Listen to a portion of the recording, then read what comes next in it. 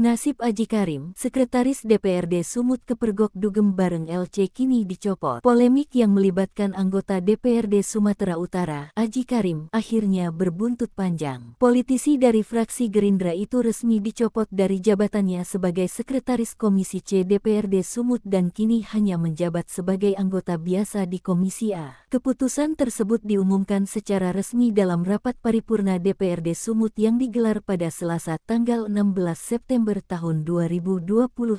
Muhammad Lutfi, Kepala Bagian Persidangan Sekretariat DPRD Sumut, membenarkan adanya mutasi tersebut dan menyatakan bahwa perpindahan Aji Karim merupakan tindak lanjut dari surat resmi fraksi Gerindra. Ia juga menegaskan bahwa rotasi anggota antar komisi adalah hal yang lazim terjadi dalam dinamika internal lembaga legislatif. Meski surat mutasi tidak menyebut alasan eksplisit, publik menyoroti bahwa perpindahan posisi Aji Karim terjadi hanya beberapa hari setelah video dugem dirinya viral di media sosial. Dalam video tersebut, Aji tampak sedang menikmati hiburan malam di sebuah tempat dugem yang memicu kecaman dari berbagai elemen masyarakat.